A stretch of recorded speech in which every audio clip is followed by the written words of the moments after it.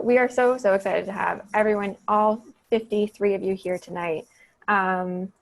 We have not one, but two authors we adore. I'd first like to introduce Aimee Bender, who is the author of the novels The Particular Sadness of Lemon Cake and the very new novel, The Butterfly Lampshade, which the New York Times called a Proustian reverie. She's also written 3 fantastic short story collections, The Girl in the Flammable Skirt, Willful Creatures, and The Color Master, all of which I highly recommend. And she's in conversation tonight with a writer who really needs no introduction, Shun-Lien Bynum. Sarah is not only our beloved neighbor and the mother of Willa, one of the best booksellers at Chevalier's, but she's also the author of the Miss Hempel Chronicles, which is a finalist for the PEN/Faulkner Award, and Madeline is Sleeping. We're here to celebrate her new short story collection, Likes, which is totally brilliant and moving, and I'm not going to spoil it because they're going to talk about it. So Sarah and Aimee, thank you so much for joining us tonight.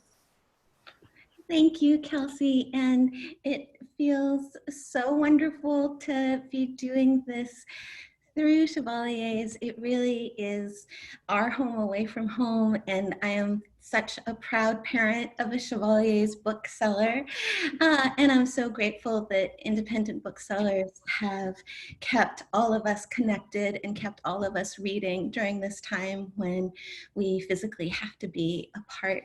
So thank you so much to Chevalier's and to all the Chevalier's booksellers in the Zoom audience. It makes me so happy to see you here, and to everyone who came tonight and joined. It is really moving seeing your faces, and I'm really trying not to get distracted by just joy. So I'm going to jump into the reading. And a month ago, I had the enormous pleasure and honor of helping Aimee celebrate the launch of her novel, The Butterfly Lampshade. That is absolutely a beautiful and transformative book. And one of the things that was really fun about the conversation that we had was that we did a collaborative reading where I played one character and Aimee played another character. And it really brought out the inner theater ham in me, and has made me long to do more voice acting. And so Aimee very generously agreed not only to be in conversation, but to try to recreate the collaborative reading experience that we did for her book. So we're going to be reading from the opening of the longest story that's in the collection. And it's a story called Many a Little Makes. And it's about the friendship among 3 girls. And the story opens in the present, but then quite quickly we go back into the past. And because there are 3 characters in the story, I'm going to be recruiting Willa, my daughter and Chevalier's colleague, to read the part of the 3rd friend once we get to that scene. All right. Okay, take it away, Aimee. Okay. Mickle, I hope I'm texting you at the right number. I tried sending you a message on Facebook, but it seems you don't go on there anymore. Good for you. I keep meaning to close down my account, but then I see a photo of someone's kid at a march and I get sucked in again. Speaking of which, loved the video of Rose's cello recital. I know it was from last year, but literal tears when I saw it because of listening to Box Sweets with you when we couldn't fall asleep. Remember? Rose is such a beautiful, poised, creative young woman, and I just wish the kids could meet her. They would love each other. They are all so big, I can't believe it. Life out here agrees with them, but the bus can feel very small at times, and especially when they're fighting. Ha ha ha ha. Bark beetles continue to decimate in nightmarish fashion, but silver lining, my study has been extended 6 months. Big hole in the canopy now, sadly, and so much more light coming through, so collecting new data on red squirrels and snowshoe hares. Kids complain my hands always smell like peanut butter. I tell them not bad as far as occupational hazards go. John, busy doing online portion of Reiki certification, and fingers crossed we'll get licensed when we go home next year. Strange to write that because here has started to feel like home, And I am, to be honest, kind of dreading going back. Quite amazing the resources out there for people in our boat, ha ha ha, bus. Homeschooling community, wow, impassioned. Kids are learning Japanese. They wrote a tanks about blue spruce. I want to show your mother. Tonka, sorry, clearly phone doesn't speak Japanese. The text arrived from a number Mari didn't recognize. Even the area code was unknown to her, and it didn't help that she thumbed through the messages in reverse order.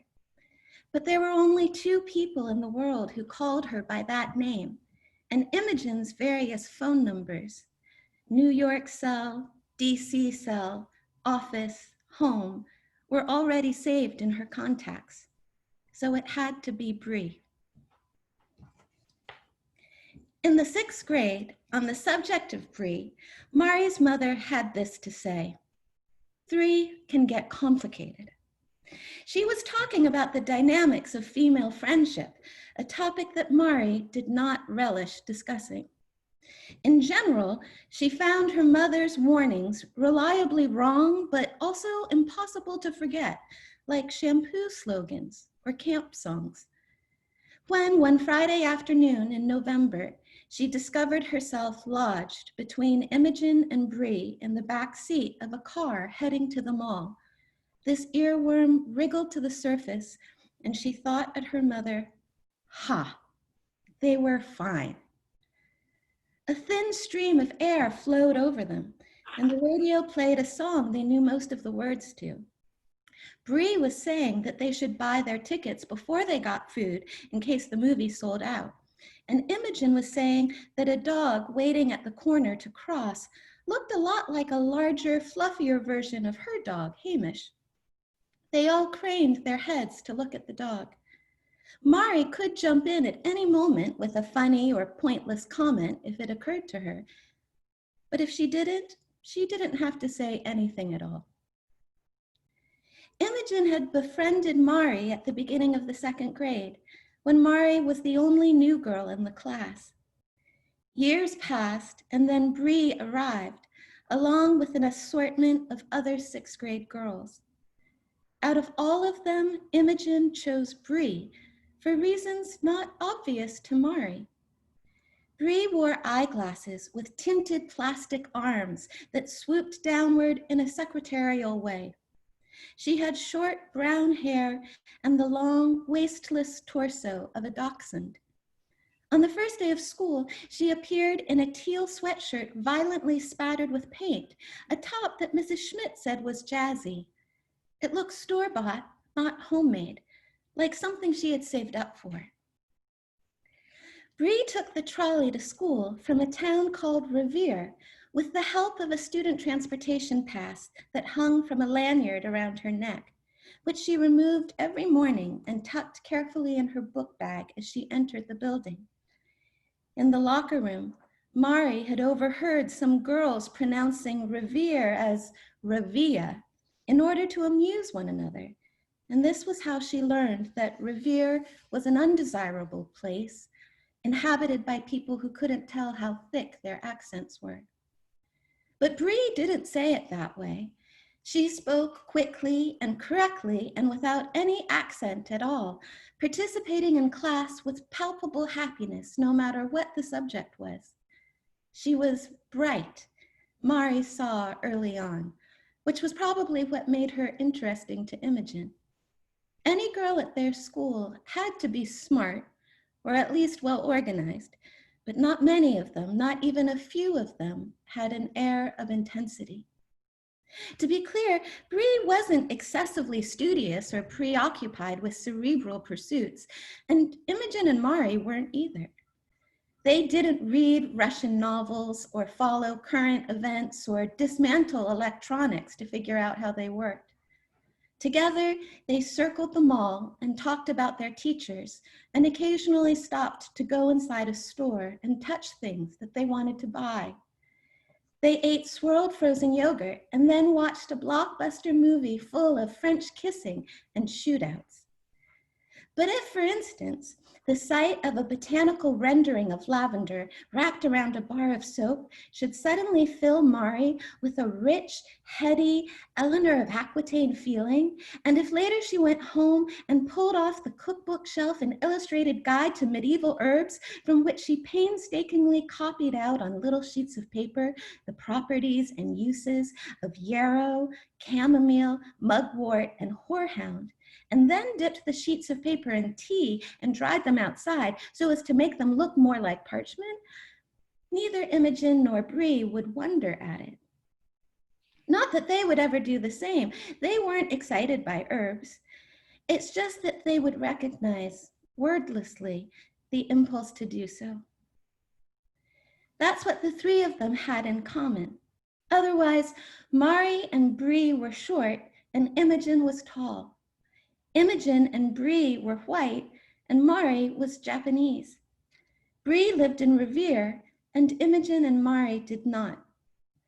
Their differences were evenly distributed, yet when Mari glimpsed a reflection of them gliding past a department store's plate glass window, she saw with perfect clarity that Imogen belonged to another species altogether, like a wood elf among dwarves, or a human escorting hobbits.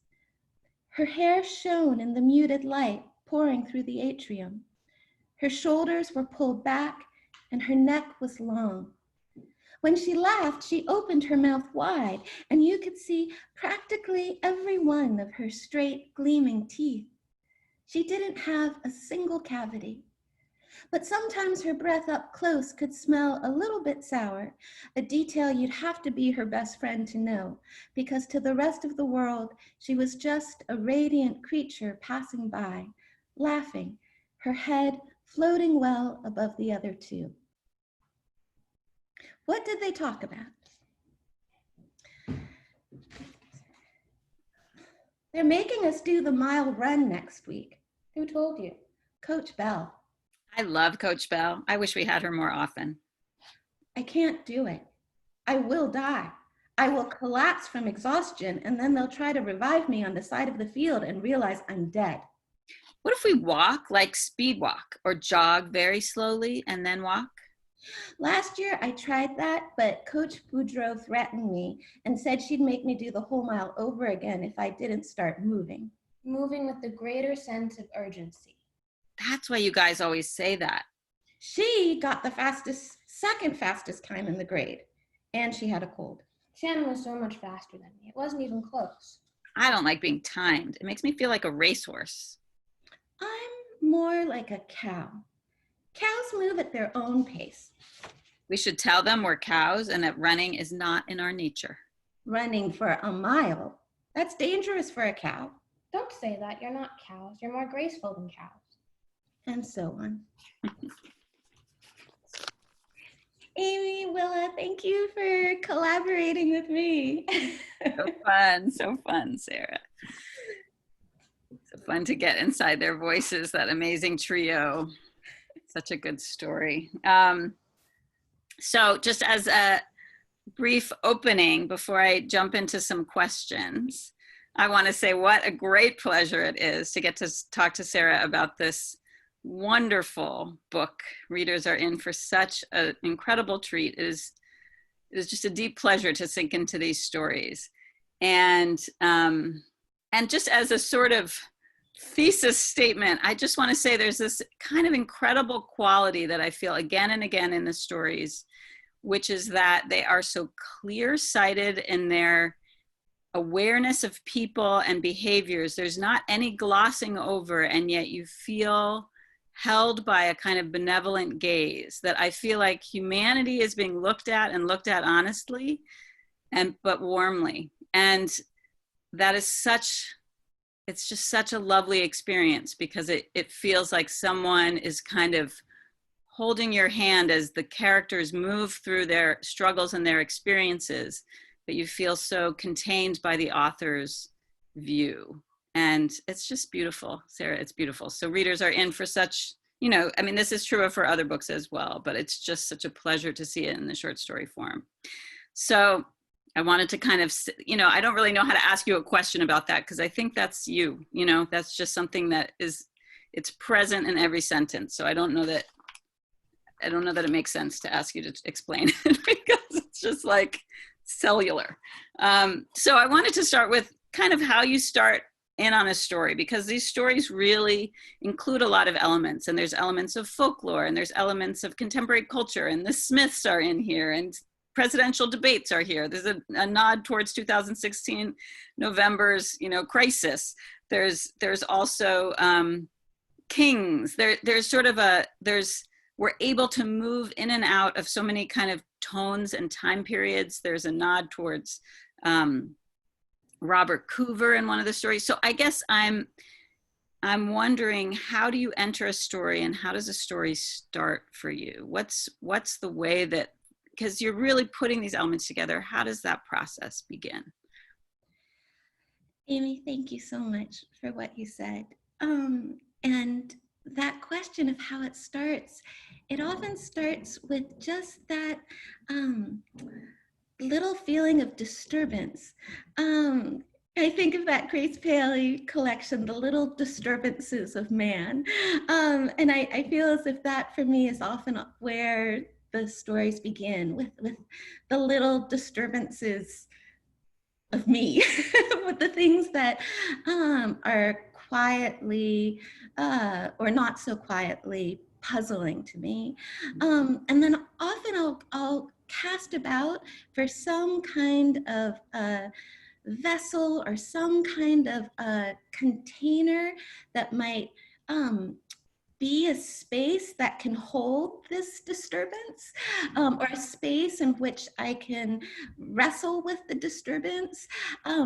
So, in the case of the title story of the collection called Likes, that was a story that actually began as an attempt to reimagine The Wizard of Oz. And I was thinking about what happens after, and I was sort of thinking about being a parent in middle age, and rather than wanting to look directly at myself, I was trying to come at it from an oblique angle and think about Dorothy as a parent at middle age. And I know that at the end of the movie, Dorothy has that special moment with the Scarecrow where she says to him, "You're the one I'm going to miss the most." But as a child, I never quite believed this. I always thought she had the most chemistry with the Tin Man. I just thought there was something special there that wasn't being acknowledged. And so the original idea for this story was the Tin Man and Dorothy at middle age as parents. So originally the father in the story was referred to as the Tin Man. And I think maybe a little bit of the Tin Man's earnestness and stiffness remained even after I had to abandon the Wizard of Oz premise. So the mother, she still is named Dorothy, interestingly. But I did end up abandoning the original seed of the story because this was January 2017 when I began writing this. It was the last days of the Obama presidency, and I was weeping nearly every day and sort of watching these heartbreaking slideshows of photographs of the Obamas and just feeling this intense sense of loss, and knowing that I was supposed to be writing about the Tin Man and Dorothy, and knowing that I was supposed to be in this fictional world, but then sort of compulsively checking news sites and compulsively returning to this source of anxiety and loss. And then I just gave in.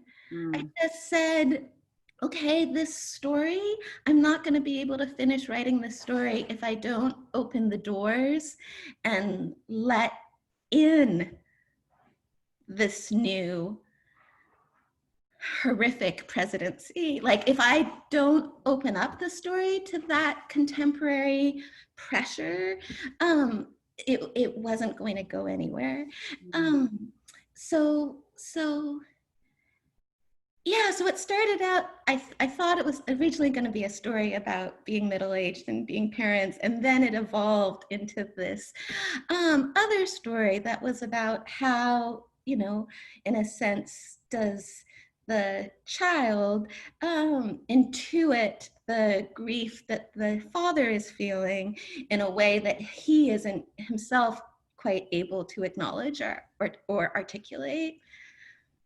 I mean, it's so interesting to hear that, because I just love it. It sort of adds another layer that I think is there. I think you also have this ability to trust the layers that brought you, you know, to this vessel that you're talking about, because I think I definitely feel in reading the stories, all these parts that are kind of underneath the old iceberg that Hemingway talked about, but that all these kind of subtexts and layers. And are you aware of those? How, or is it the disturbance is the thing that you're kind of holding on to, just as a little footnote question?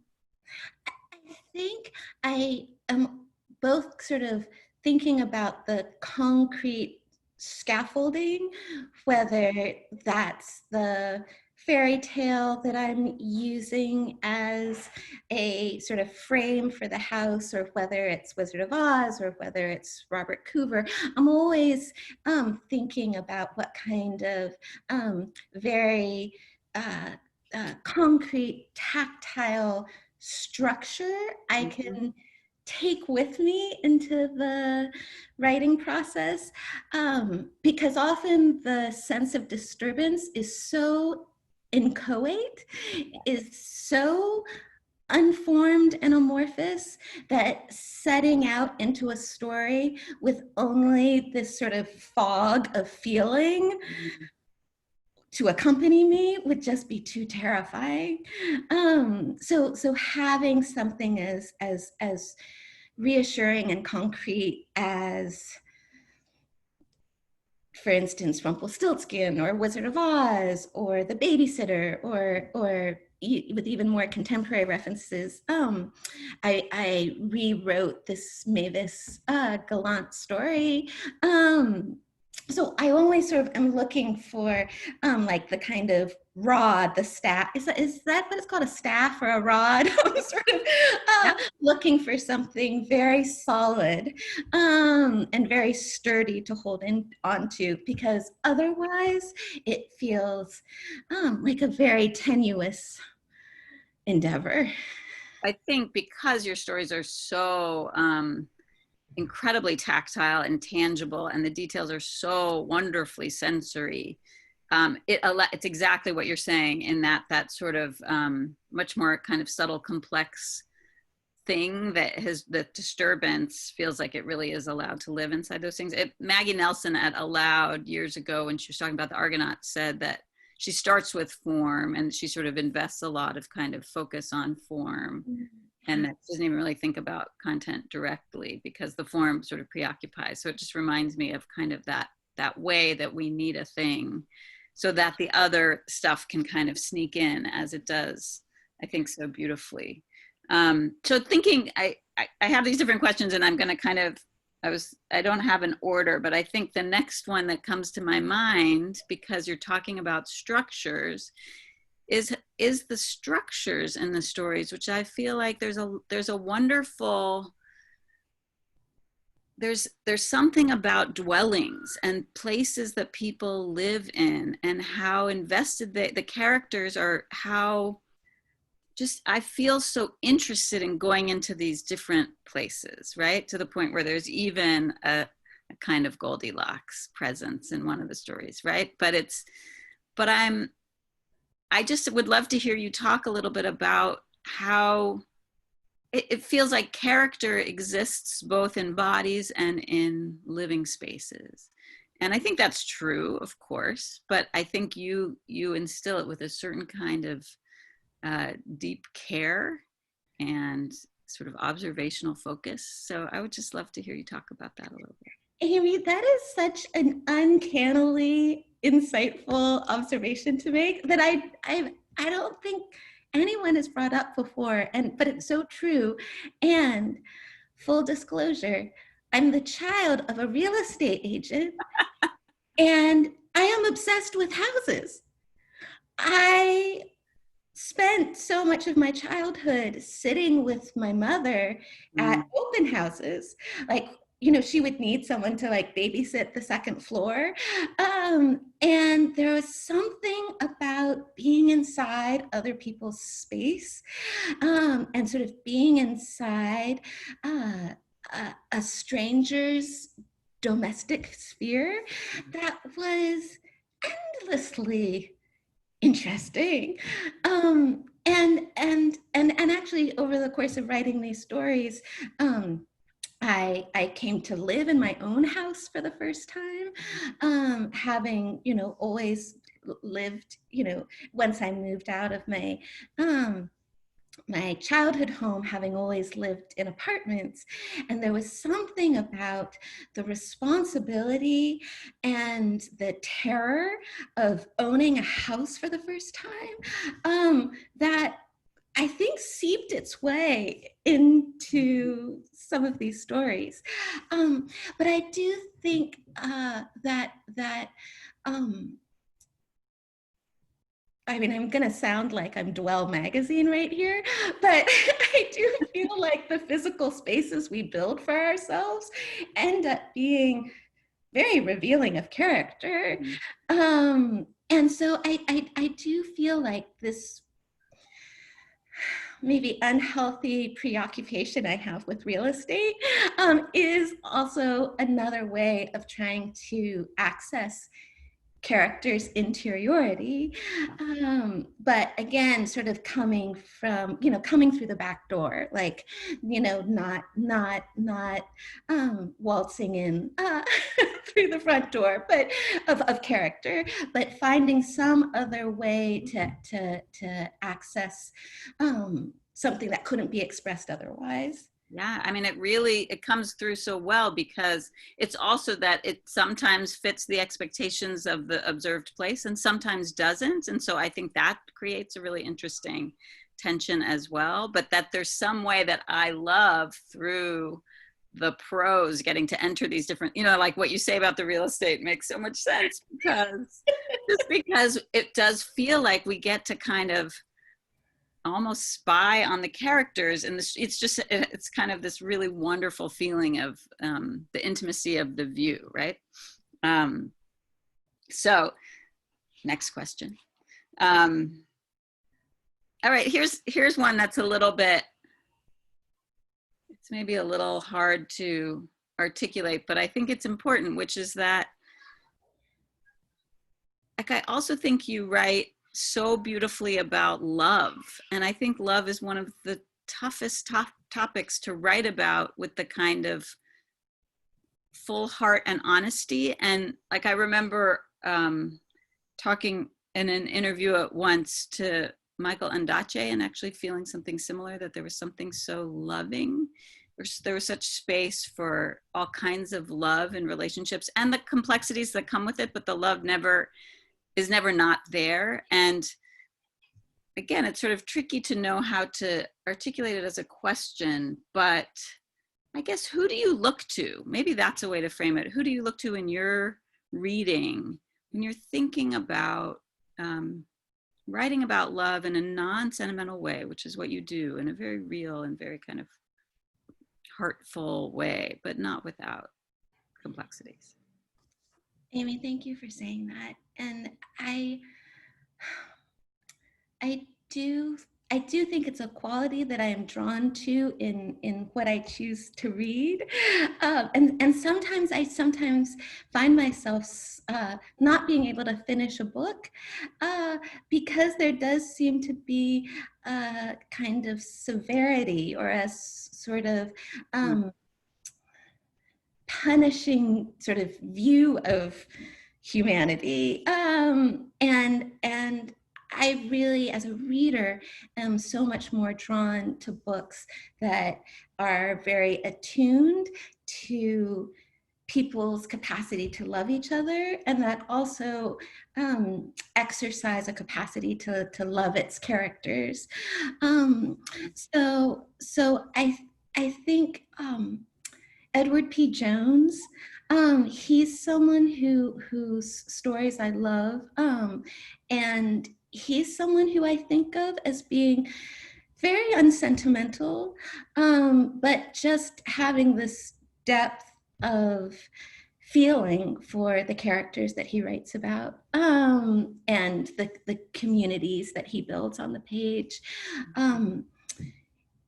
He wrote a wonderful story about a father and a daughter called I think it's called The Girl Who Raised Pigeons.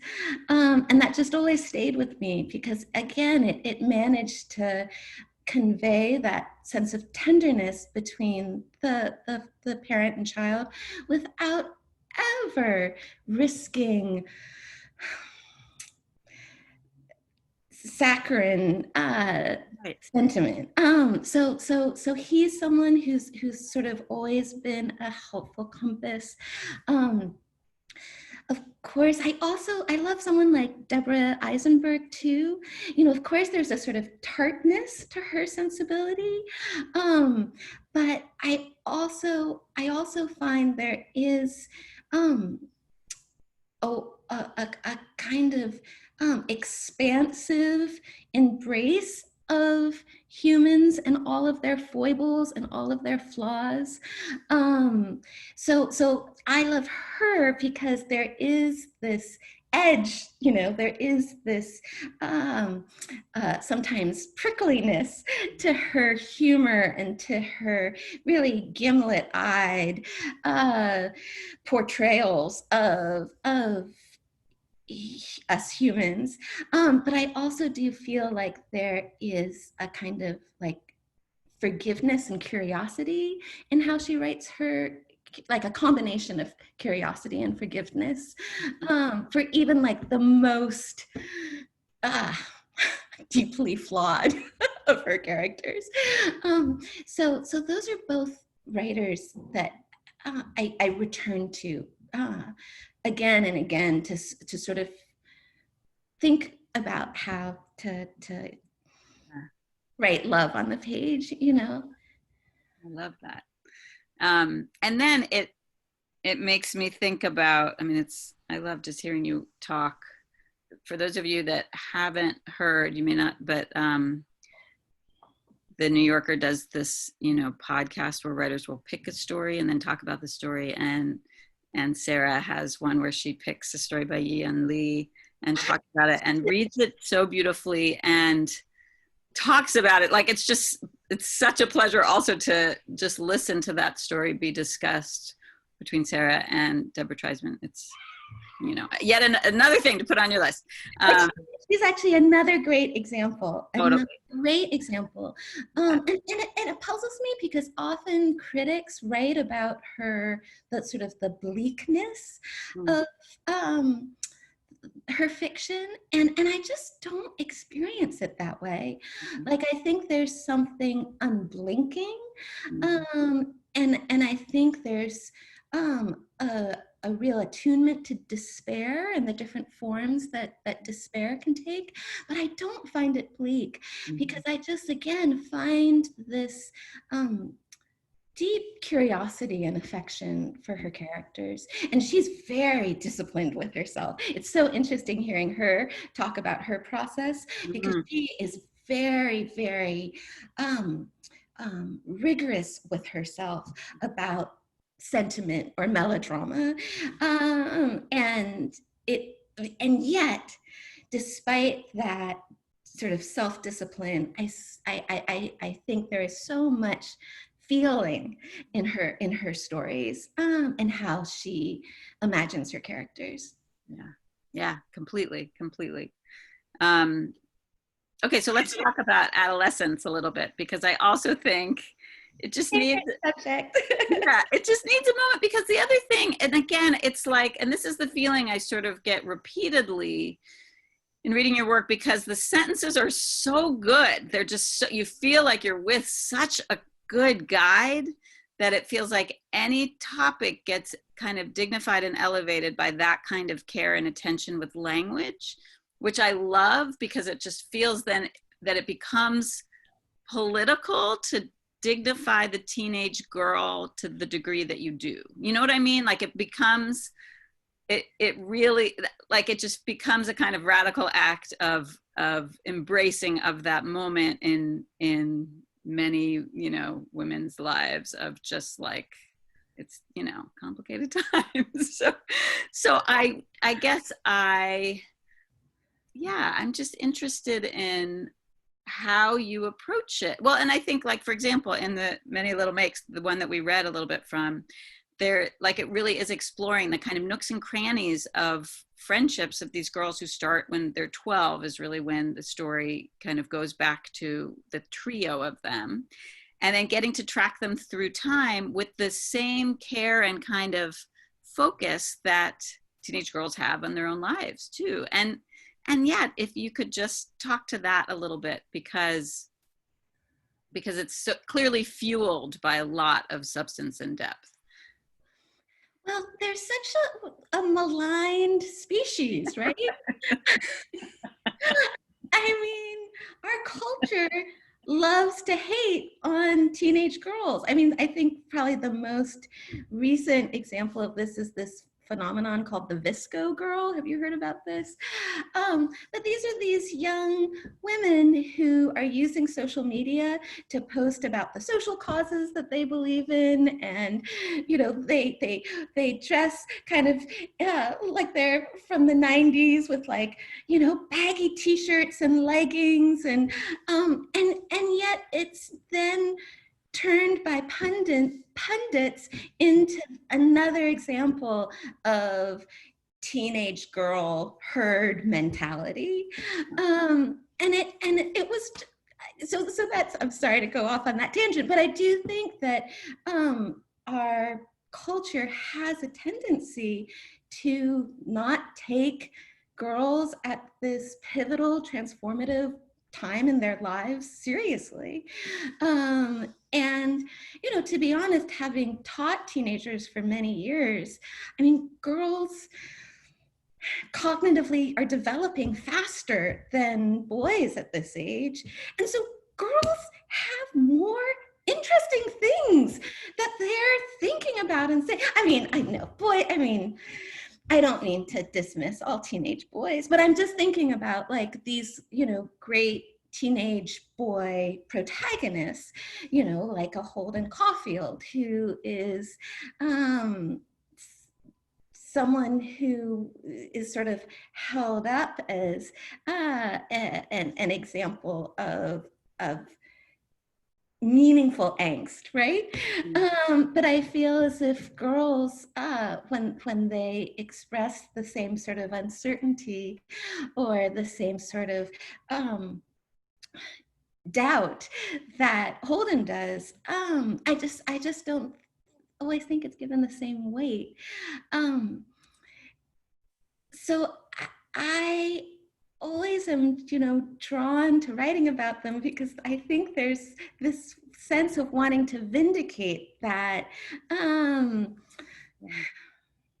time of one's life, you know, both that age and that gender, that so often girls' friendships are talked about in terms of, oh, they're being catty, oh, they're being mean girls. So often I feel like it's treated somewhat reductively, that it's sort of all about jockeying for social position, or it's all about making oneself desirable to the opposite sex. But in fact, I just find that there's so many more complicated and serious things happening within girls' friendships.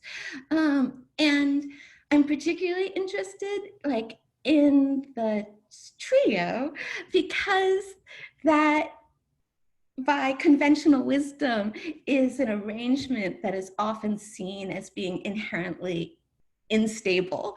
Mhm. Like that, oh, it means someone's going to be left out. Oh, it's going to be 2 against 1. But one of the things I wanted to explore in the story Many a Little Makes is how it's like almost like a stool. It's like the 3 legs is what gives that friendship the strength and the balance that it has. Mhm. Yeah, so this is something that I could really go on and on about, but I do so appreciate what you said, because it is something that I feel in a kind of political way, as you said, very passionately about, that this is an age that we cannot dismiss, and that we can't just say, oh, it's hormones, or oh, it's girl drama. That what young women are grappling with, the questions that they're grappling with, are of the utmost urgency and the utmost seriousness. Yeah, I mean, it's there's a in that story, when you have, you know, some amount of time in the present, but most of it in the past, that it's just such a really also interesting kind of exercise in feeling both the reliability and unreliability of that time, you know, in a way that I feel like the story really lets both be true, and that there's space, there's just a lot of room for the characters to have just complexities in the relationships that some parts will be clarified and some parts won't. And I think that actually gives, like, it was such a natural thing to read it and then reflect on my own adolescence and think, like, it was such a really good guide in that way. It was really, really lovely. So I have a couple more, can I ask a couple more sort of shorter ones, Kelsey, before questions, or am I Yeah, definitely. If you want to ask a few more, and just everyone prepare with your questions, because we'll be opening it up to you soon. I just have a couple that one is that to just talk for a second about your kind of, with the burglar, when you took on the babysitter and you took on this Coover story that people may or may not know, but sort of made it so much more contemporary and brought in issues of race and racism that I feel so effective in the story, and are so much, like, it just feels like there's a kind of generational lack of awareness, like it's just not in Robert Coover's world of that story at all, and it feels very present in the world of this story in a really important way, and in Hollywood, and in sort of and I think it works.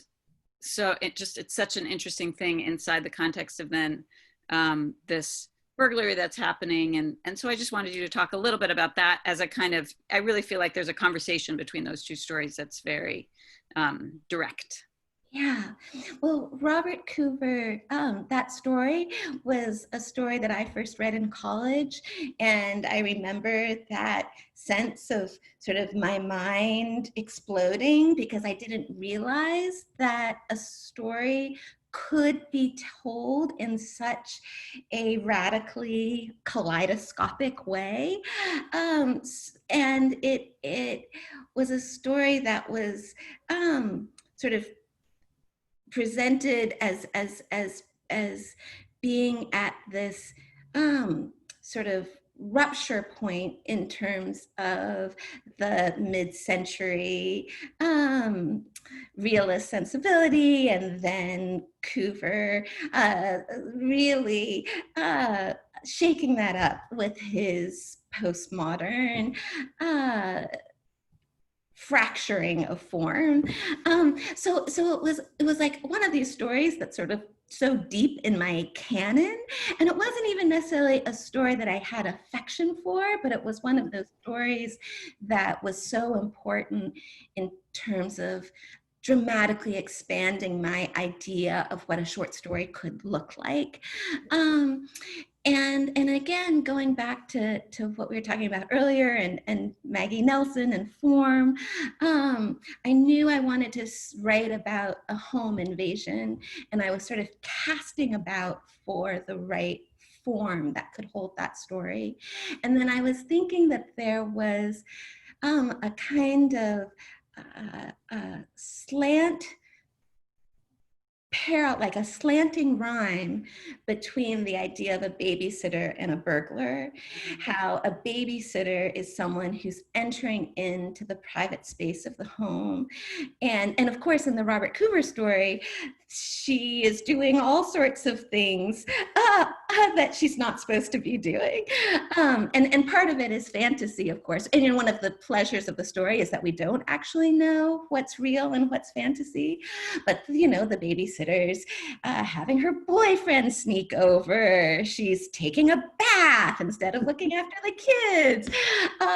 So there's this sense of this sort of interloper coming into the domestic space and kind of wreaking havoc.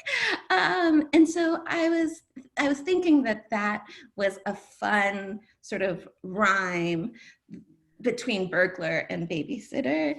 But I also feel like reading the story now, there's a lot of really old school male fantasy animating that story that it feels, aspects of it feel really dated right now. And so I was also interested in how can this kaleidoscopic form be put to more contemporary uses. Yeah, it's really, it's exciting to see that. I had the same experience with that story in college, I will just say. Like, it really is a mind opener. Like, it really made an impression. Yeah, I was like, who knew? Who knew? And it's so funny because, of course, by the time I read that story was already 20 odd years old. Right. Crazy. It already has blown so many people's minds open. Yeah. Yes, but it still had this completely radical impact on me. Yeah. All right, let me sneak in one more before it's audience questions, but thinking of you as a beloved teacher as well, and knowing that you are such a guide to the students that you've taught over the years. And I also think of you as just a kind of master of a certain paying attention to the world and observational detail that comes in and illuminates character, conflict. Like, you're just such a good observer. And I'm curious how you might cultivate in that in students, or is there any little tidbit that you pass along or that you could pass along today to just think of what that skill, that muscle that is so sort of well built in you, to really capture the detail that brings the story to life, and how crucial that is to writing. What would you say to writers that want to develop that skill? I sound very sort of rudimentary when I say this, but I hammer away at the importance of sensory detail. I mean, this is something that I begin my introductory fiction classes with, and it's something that I return to probably ad nauseum in my graduate workshops, that just the importance of activating all 5 senses in the reader. And I talk, I think, too, a lot about the bodily experience of reading, that we can't forget that the reader still inhabits this physical vessel, and that our prose is two-dimensional and as inanimate as it seems, needs to do this sort of seemingly contradictory thing of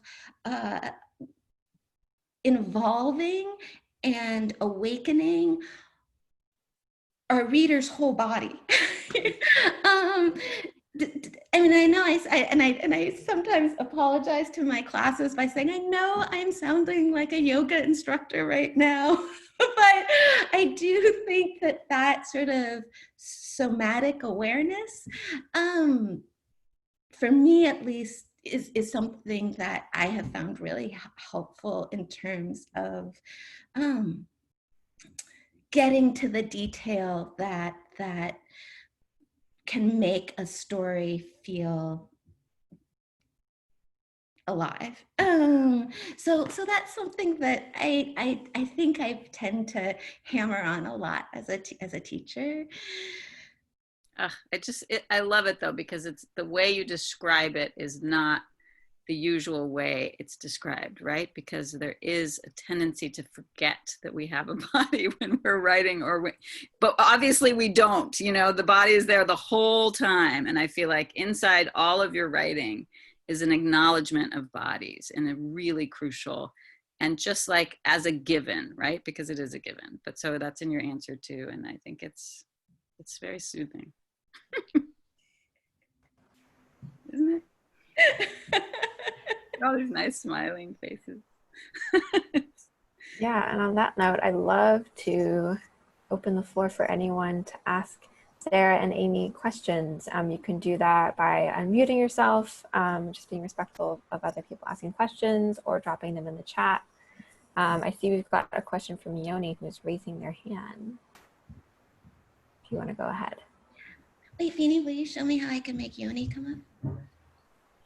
Yeah, hello. Am I unmuted? I think I am. Hi, Yoni. Hi.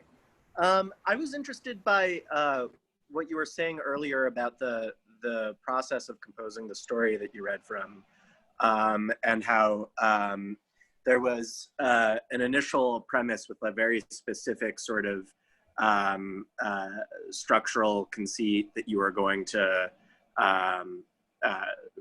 write past the end of The Wizard of Oz and follow these specific characters, and that at some stage you did away with most of that idea.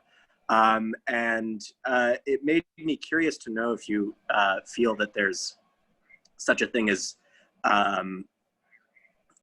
altering too much the initial impulse towards a story or a work of fiction, or if there's a point at which you become sort of unfaithful to the initial idea or excitement, and if you can, if that matters at all. Yeah. No, Yoni, such a good question. And I do think it's possible to sort of stray too far. But I also believe in, again, I sound probably a lot like a yoga teacher here, but I do really believe in sort of trusting where the energy is, and that if the sentences continue to feel like they have a kind of hum to them, if they have a kind of tension or electricity to them, I just sort of listen to the sentences to let me know if I have strayed too far, or if the direction I'm going in will still sustain me through the end of the story. So it's as if like setting out that initial idea is sort of what allows me to set out. And if by following the energy of the sentences, I end up peeling away from that initial idea, which is what ended up happening with Likes, that the sentences and the paragraphs sort of were heading much more into the realm of the current moment. I just try to listen to that and trust that.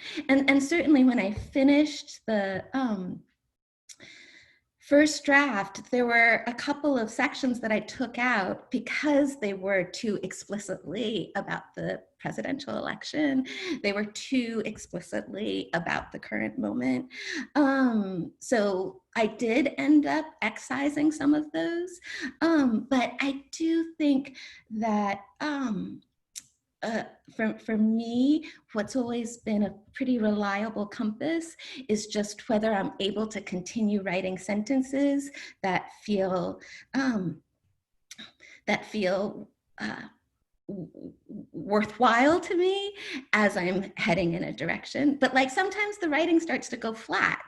And then that's when I'm like, okay, maybe this is not a rabbit hole I should be heading down. So a lot of it is just sort of, for me, being attuned to where the language is staying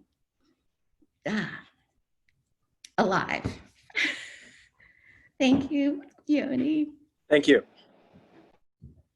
Thank you. That was a great question. Does anyone else? Oh, we've got one in the chat. This is from Antoine. A while back, I heard you in conversation with Lee, and both of you were talking about how novel characters tend to disappear after the book is written, whereas short story characters tend to stick around in the writer's mind and imagination. Their stories never complete, for example, Miss Hempel. Are the characters in these stories still alive within you, or have you pushed them off to sea on their ice floes? Oh, Antoine. That's like a real, like, psychotherapist couch question. I think that's such a good question, Antoine. I think for me, these characters do feel as if they have been sort of released into the wild. And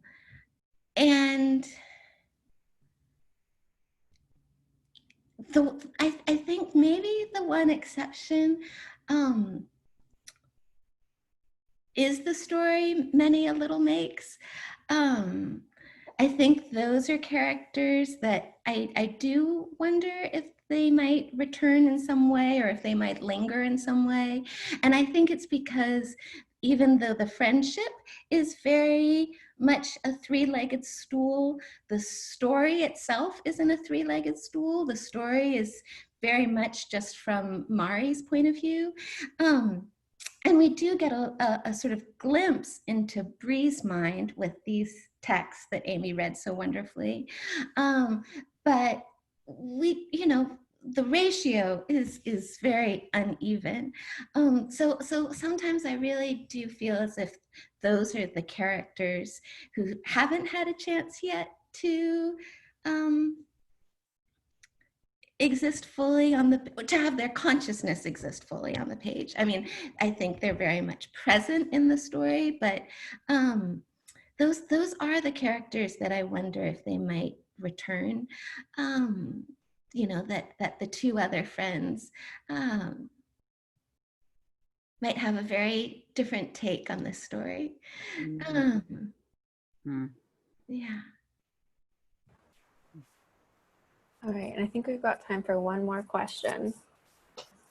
I'll ask it if it's Melissa. Yeah, Rebecca, go for it.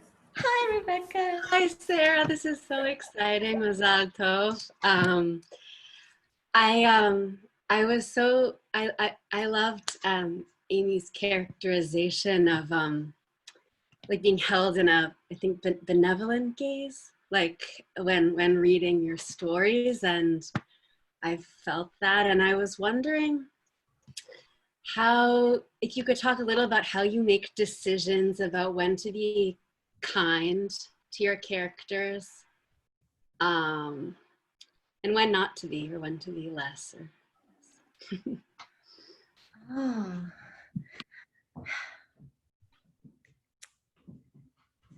Oh, Rebecca, I feel like I should be asking you that question because you have such a wisdom about that. Rebecca's first novel is going to be coming out, is it January 2021?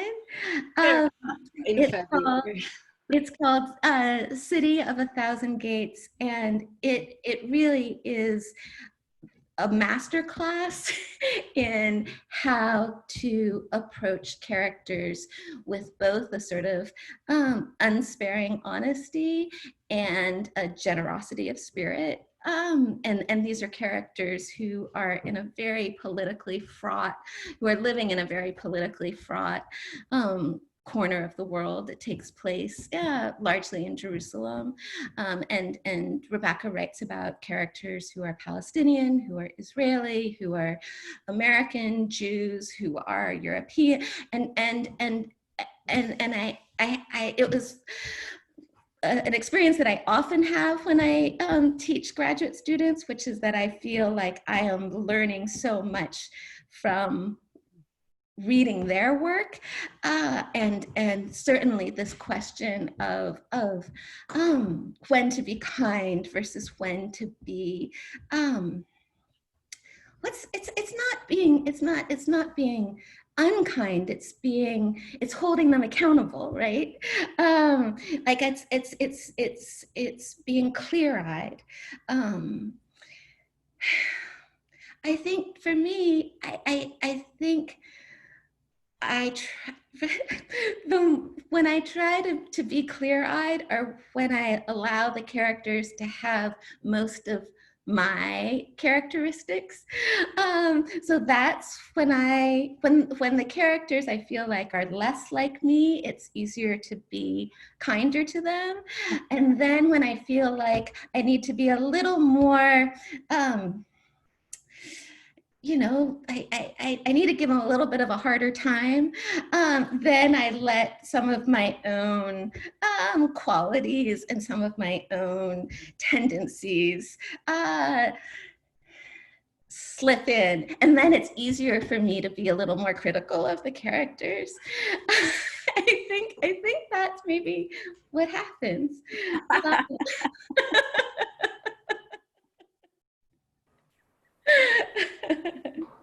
I understand that.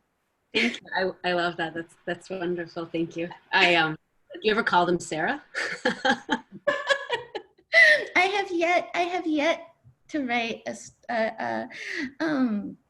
story with a character named Sarah, but I have freely borrowed names from the people that I love. So there is a Kate, who both is in the book and is here on Zoom.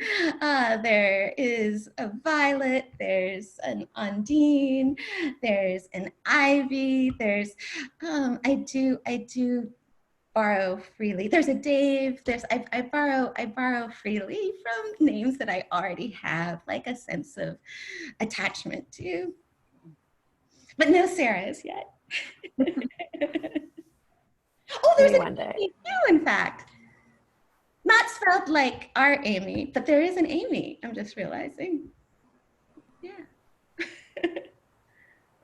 Fantastic. Well, thank you so much, everyone, for coming.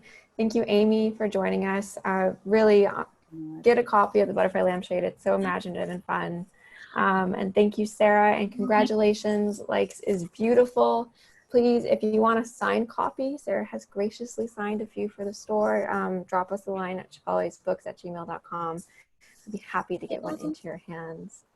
I'm feeling, my daughter's helping me like scroll through the screen now, and I'm so moved to see who has joined us tonight. It means so much to me. And I think I'm just gonna go have a little cry now.